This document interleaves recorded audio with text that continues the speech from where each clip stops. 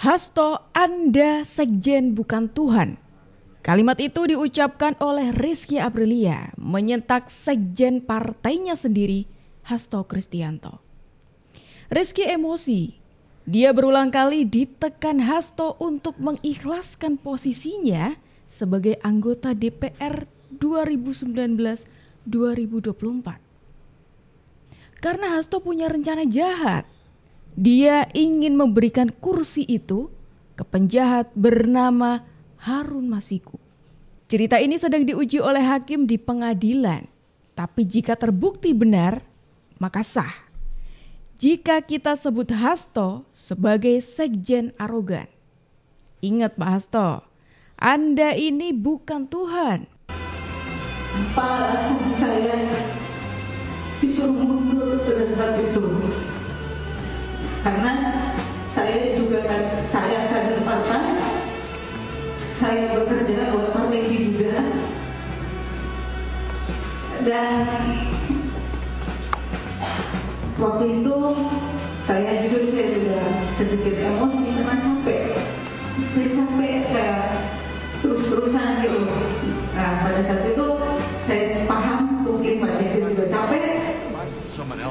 Beliau emosi, saya emosi, sampai beliau menyampaikan bahwa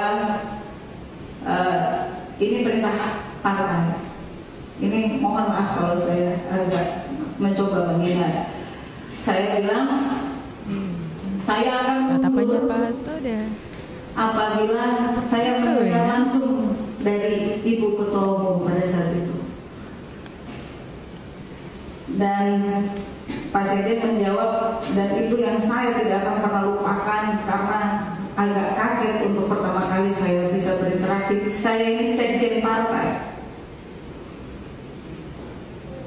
Di situ reaksi saya emosi, saya berdiri. Saya tahu Anda sekjen partai, tapi Anda bukan Tuhan. Wah, ini menarik teman-teman. Di persidangan dengan ekspresinya Pak Hasto yang sebegitu seriusnya mendengarkan gitu ya. Kita menerima fakta yang menarik dari seorang saksi kader PDIP juga yang memberikan pernyataan kalau dia pernah dipaksa nih oleh Pak Hasto Kristianto untuk mundur ya, ketika dia sudah terpilih mundur ya seperti template biasanya gitu ya. Tapi kali ini agak berbeda karena dia enggan untuk mundur. Dia tahu tujuannya Pak Hasto memindahkan atau mengganti kursi yang semula dia tempati, yang harusnya dia tempati waktu itu, kepada seseorang yang bernama Harun Masiku. Tujuannya itu.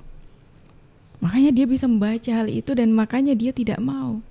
Dia masih memegang apa yang sudah dimandatkan rakyat untuk dia, karena dia dipilih oleh rakyat juga. Nah, ini menariknya di sini. Seolah saya melihat Pak Hasto sedang bermain peran sebagai orang yang sangat berkuasa, atau mentang-mentang Pak Hasto ini orang kepercayaan Ibu Ketum kali ya. Makanya Pak Hasto memberlakukan apa yang diucapkannya itu sebagai titah yang mewakili Ibu Ketum yang harus dituruti. Seperti itukah Pak Hasto? Meskipun apa yang diucapkan Pak Hasto itu salah, meskipun apa yang diucapkan Pak Hasto itu ya ini sudah tidak layak untuk dituruti gitu loh.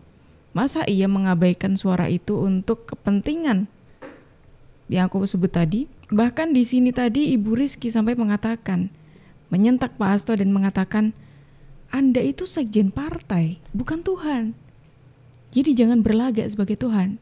Hari ini saya akan menceritakan kronologi sebenarnya dari Harun Masiku. Mungkin video ini sedikit panjang karena saya akan menjelaskan kenapa saya bersuara. Ya, buat para kalian yang bilang saya ini adalah pengkhianat di dalam tubuh partai. Mungkin yang saya lakukan ini adalah mewakili suara dari kader-kader yang mungkin pada saat itu merasa terjolimi. Pada 2019 di Sumatera Selatan, salah satu dapil terjadilah pemilihan legislatif pada saat itu. Lalu pemenang suara terbanyak jatuh kepada Nazarudin Kemas. Sehingga suara-suara yang lain itu dianggaplah PAW. Pergantian antar waktu menunggu antrian. Diambil dari suara terbanyak jika yang terpilih mengalami kematian, mengalami sakit keras, ataupun penahanan KPK dan kasus-kasus hukum lainnya. DPR RI terpilihnya itu Pak Nazarudin Kemas meninggal dunia. Otomatis sesuai prosedur yang PAW adalah suara yang nomor 2 terbanyak setelah yang terpilih. Harun Masiku adalah jajaran daripada anggota legislatif yang bertarung dengan mereka. Harun Masiku ini di urutan suara ke-6 terbanyak. Artinya dia ini kalah telak. Lalu upaya-upaya penyundulan yang diduga dilakukan oleh si Harun Masiku dan kata penyidik KPK itu dibantu oleh Bapak Sekjen PDI Perjuangan untuk menyundul suara dari si wanita ini, suara terbanyak nomor 2. Kita tahu sendiri dalam kontestasi politik tidak ada yang tidak dikerahkan. Ini kronologisnya teman-teman. Jiwa raga materi semua kita perjuangkan. Jangan munafik, setiap yang berkontestasi politik pasti ingin menjadi pemenang atau pejabat. Begitu pula dengan saya. Kenapa saya meminta kasus ini diusut dengan tuntas? Karena Bapak Hasto itu adalah sekjen dari Partai PDI Perjuangan, di mana beliau bisa dikatakan sebagai bapaknya banteng-banteng se-Indonesia. Jika Bapak kami melakukan hal tersebut, maka saya pun kecewa. Bukan hanya negara ini yang harus dibenahi, tetapi apa? Di dalam partai sendiri harus dibenahi. Posisi-posisi strategis itu jangan sampai menggorok, jangan sampai menyundul atau merugikan sesama kader. Itu yang saya maksud. Kalau memang tidak terbukti, bagus. Artinya top untuk Bapak Sekjen. Tapi kalau memang beliau, seperti yang dikatakan oleh penyidik KPK, suap-menyuap untuk menyundul suara yang seharusnya duduk demi si Harun Masiku, si suara terendah. Ya saya sebagai kader juga pasti kecewa. Kalau ada vote kandidat Sekjen lainnya, pasti saya tidak vote lagi Bapak saya ini, Pak Hasto ya. Besok-besok kalau itu terjadi dengan kader-kader lain atau saya, yang memang terparkir sebagai antrian PAW ya. Jadi untuk di kasus ini, saya tidak membela Harun Masiku. Saya di kasus ini hanya menjadi pemerhati dan melihat. Sebagai kader baru, saya ingin melihat bagaimana sih senior-senior saya ini. Kenapa tidak dibicarakan di dalam saja? Kau pikir gampang ketemu sekjen, ha? Tidak. Bukan kau enak-enak kenal sama beliau minta ketemu, kau ketemu, salah. Oh, ini pada akhirnya dibocorkan oleh kader PDIP lainnya, teman-teman. Soal kronologi bagaimana nih, kok bisa? Kok bisa masalahnya Ibu Rizky ini sampai berusaha untuk dijegal Pak Hasto Kristianto demi meloloskan seorang bernama Harun Masiku. Ini dibocorkan dan bahkan kadernya sendiri meminta ini diusut tuntas. Iya, saya setuju nih. Harus diusut tuntas. Sidang Hasto Kristianto dalam kasus dugaan suap pengurusan pergantian antar waktu Harun Masiku dan perintangan penyidikan kembali digelar di Pengadilan Tipikor Jakarta. Sidang beragendakan mendengarkan keterangan saksi mantan anggota DPR RI dari PDIP Rizky Aprilia. Dalam persidangan, Rizky mengaku sempat menolak untuk mundur dari DPR agar digantikan dengan Harun Masiku. Ia mengatakan dirinya sempat emosi ketika pertama kali berinteraksi dengan Hasto. Menurutnya, Hasto sempat membentaknya dan Rizky mengaku melawan dengan mengatakan Anda sekjen partai tapi Anda bukan Tuhan. Bahwa saya mempertanyakan masalah pelantikan saya, undangan saya. Sempat terjadi dialog pada saat itu bahwa saya akan diberikan undangan apabila saya bersedia mundur. Saya mempertanyakan alasannya apa.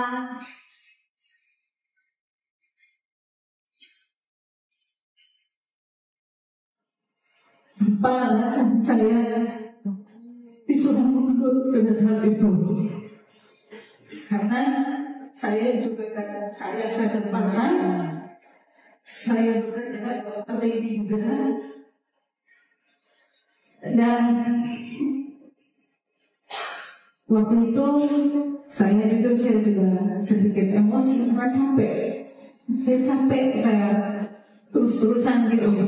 Nah pada saat itu saya paham mungkin Pak Sekjen juga capek, beliau emosi, saya emosi, sampai beliau menyampaikan bahwa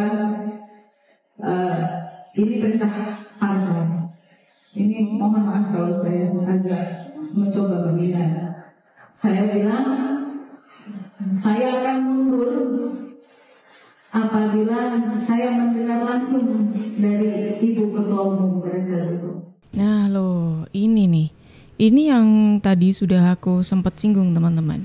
Kenapa tadi aku mengatakan, Pak Hasto ingat ya, Pak Hasto ini sekjen partai, jangan berlagak seperti Tuhan. Pak Hasto benar, mungkin jabatan Pak Hasto ini strategi sekali gitu sebagai sekjen partai, sebagai orang kepercayaan Ibu Ketum. Tapi jangan kemudian Pak Hasto ini berusaha untuk menekan banyak orang yang ada di bawahnya Pak Hasto, seolah-olah apapun yang dikatakan Pak Hasto itu titah yang harus dilakukan oleh semua kader partai. Bahkan ini ada yang menariknya, ada kader yang sadar betul dengan sikap Pak Hasto, yang kita sudah tahu lah ya teman-teman bagaimana arogannya Pak Hasto Kristianto ini. Dan ini jika memang benar-benar terbukti, ini sebagai bukti baru yang semakin memperkuat Pak Hasto Kristianto ini benar-benar kader yang arogan sekali. Tidak cuma ketika menyampaikan argumennya, tapi ketika memperlakukan kader partainya sendiri. Bayangin, kader partai yang sudah mendapatkan suara rakyat dipaksa untuk mundur oleh Pak Hasto Kristianto. Dan bahkan menariknya, saking ambisinya Pak Hasto Kristianto untuk menggeser seorang yang bernama Rizky Aprilia demi Harun Masiku, undangannya pun ini disimpan, disembunyikan oleh Pak Hasto Kristianto. Dengan ya Pak Hasto pengennya bakal ngasih asal dengan catatan Ibu Rizky ini mau mundur demi sosoknya Harun Masiku. Bayangin, permainan undangan ini juga digunakan oleh Pak Hasto Kristianto. Bagaimana tuh seorang sekjen partai yang sampai melakukan hal semacam itu? Tidak. Menurutku sangat tidak pantas dilakukan seseorang, apalagi nih sekjen partai gitu ya, kepada kadernya sendiri. Apa ya kata yang pantas selain arogan, apa menurut kalian teman-teman?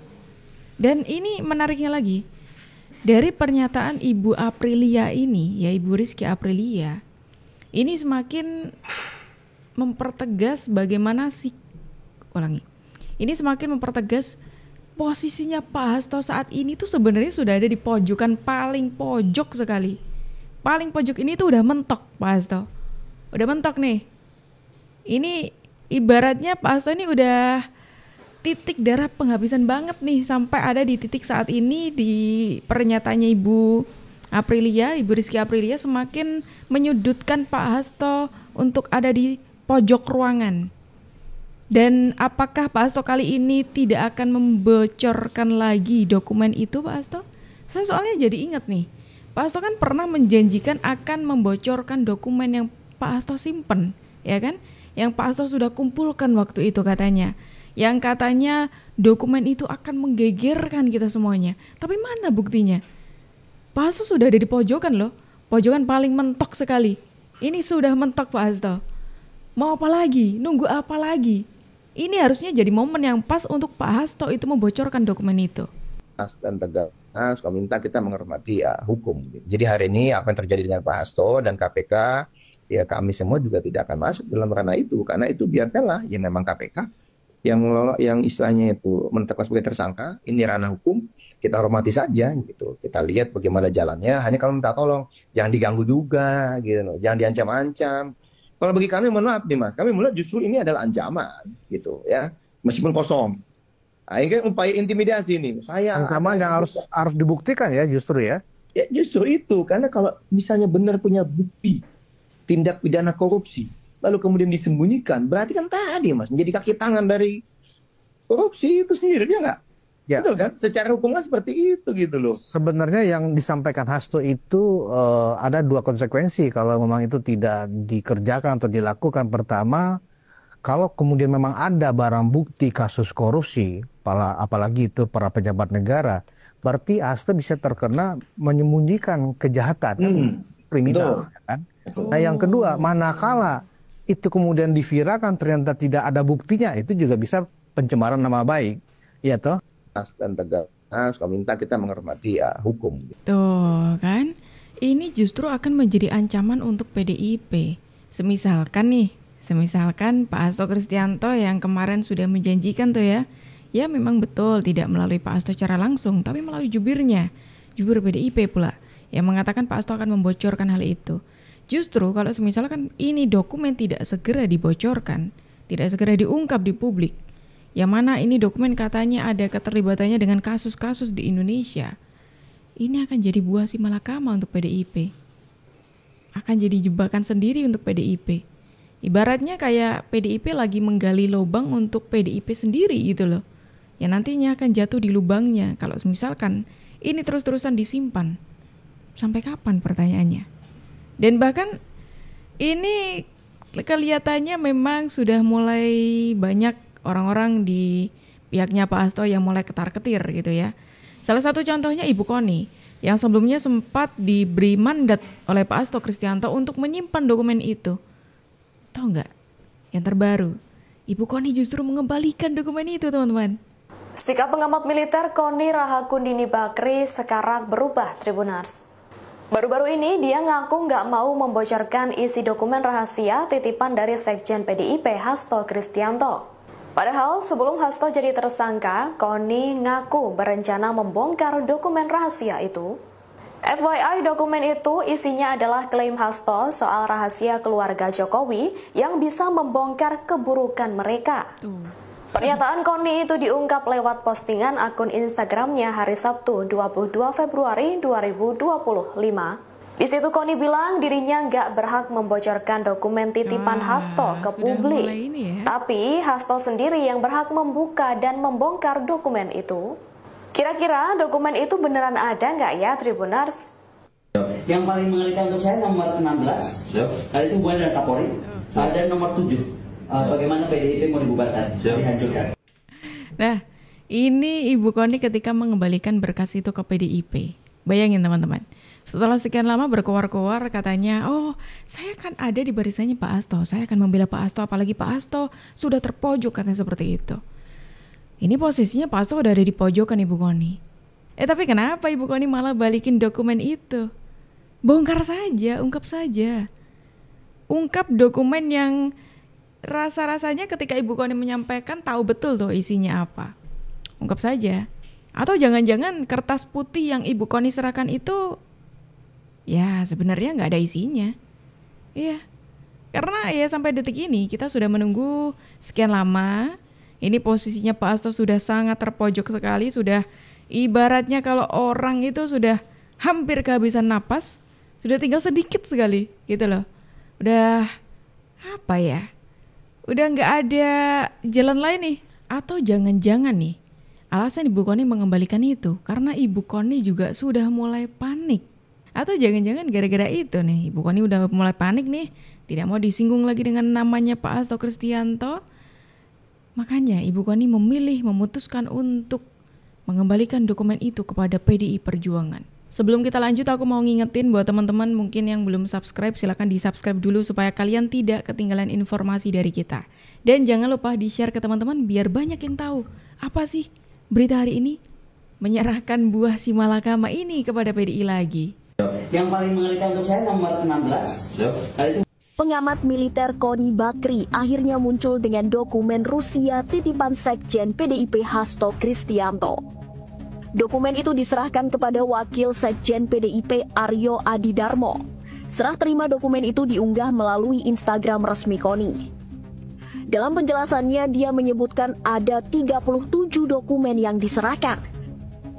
Oke, di tengah kekalangkabutan orang-orang ini, mulai dari Ibu Koni yang mengembalikan dokumennya, kemudian seperti contoh Ibu Mega yang tidak mengunjungi Pak Hasto, kok rasa-rasanya ini tidak ada pembelaan gitu ya untuk Pak Hasto Kristianto. Ini ada seseorang lagi ya, ada segerombolan gitu teman-teman. Ini kita balik lagi ke sidangnya Pak Hasto. Sekumpulan orang yang entah ini saya bingung nih, antara orang-orang ini tuh menyampaikan dukungan atau lagi merayakan kegembiraan gitu. Tarian-tarian tradisional, mau mere dan lain-lain.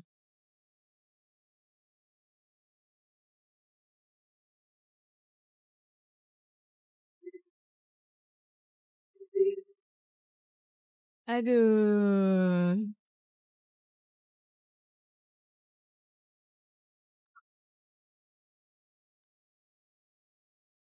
Jadi tidak ada bukti apapun ya yang mengarah pada Bapak Hasto Kristianto, semuanya tidak terbukti.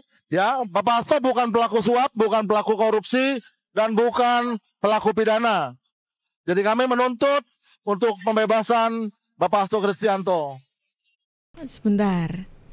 Seperti yang aku bilang tadi, saya nggak tahu nih mereka tuh lagi bergembira atau lagi merayakan apa gitu ya.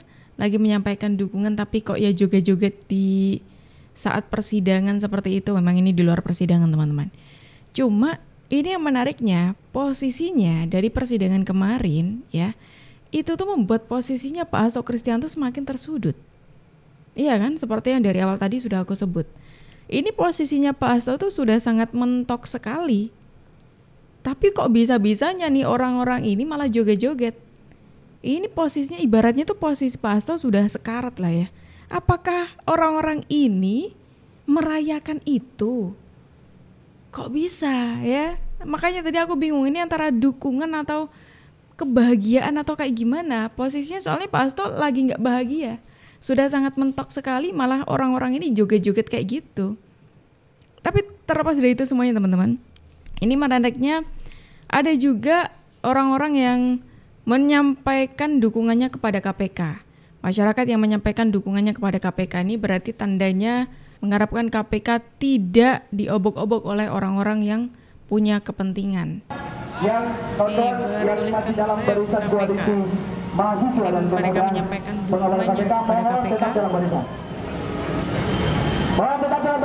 Di PN Jakpus.